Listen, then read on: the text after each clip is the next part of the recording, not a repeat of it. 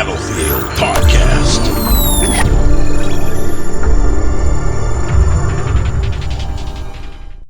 Hey everybody, Ola aka Chalk1 with Tim aka Darkness429. We've talked a lot about Battlefield 4 and what we found out at E3. What we haven't really talked about is what we don't yet know. And there's quite a few things, quite a lot of details, obviously, but some big things that we haven't talked about and we haven't heard from. One of them that's been notably missing from the alpha, pre-alpha right now, is reviving. We know that there's going to be defibs in the final game. They were not included in the pre-alpha because of some bug that they found, so they decided to leave it out instead of having a bunch of people mess around with weird things in the game. So we don't yet know if there's going to be any fundamental changes to the mechanics of reviving, which has always been a hot button issue in Battlefield, really, since all the way back in Battlefield 2, medic horrors and the like. So we'll still have to see how that's going to turn out. Another thing that we haven't seen yet are jets. Now, jet combat has been a big thing in the Battlefield series, but we are yet to see if there are any changes to flight mechanics, any new jet models that will be brought into the Battlefield series.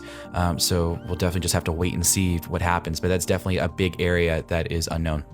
Now, the Commander feature was something that was highlighted quite a bit during E3, but there's a lot of questions remaining for that as well. If you don't know, first of all, what the Commander feature is and how it works, you should go back and check out our Commander video.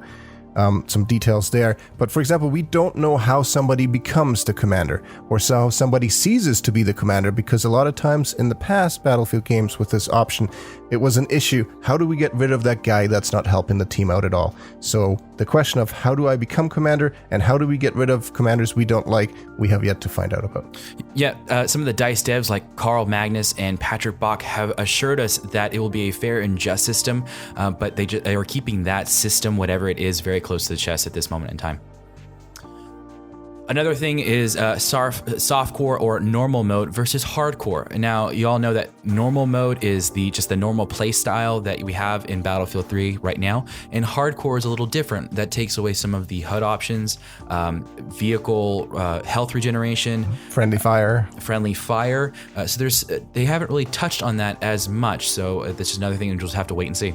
The only thing that they did talk about today is that there will be an option for servers to have a very restrictive setting enabled on it that will then be used for quick match in Battlefield 4, because I guess the issue has been in the past that when people who are not as familiar with the game join using the quick match method, they end up in servers that are vastly different from the one they were just in. So there will be a feature to sort of keep everything more everything more conformed to a standard for quick match and for new players, which I think will be a welcome thing, because it'd be nice for people who are new to the game to not be thrown into a 500% Metro server and then into a 50% Grand Bazaar server right after that with completely different game mechanics.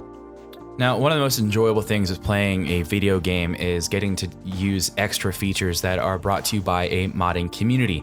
Now, we had a very large modding community in Battlefield 2, but that did not exist in Battlefield 3. Now, GameSpot did a rapid-fire interview with Patrick Bach and asked him if modding was coming back to Battlefield 4, and he answered with a partial modding. He said they're not going to give you the Frostbite engine to play with, but there will be a small area that you can modify when it comes to actually playing the game.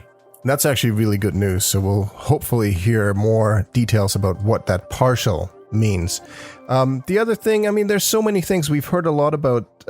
This is still pre-alpha, and there's always been the limiting factor of, you know what, this may all change, and we're still testing that, and we're evaluating how that's going to turn out. So lots of things are going to change, I'm sure.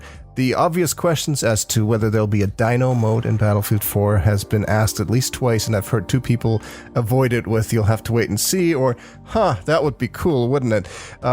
We'll see. I don't ever think there's going to be dinosaurs in Battlefield, but we'll see. Why don't you let us know in the comments what you think was neglected or hasn't been talked about much so far? What are the biggest things that you wanted to find out about Battlefield 4 and are still looking for answers? And that way we can maybe call a few people up and see what we can find out.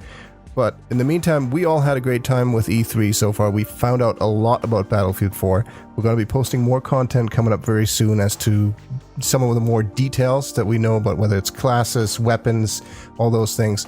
And if you want to be tuned in for that, make sure that you subscribe to our Battlefield podcast.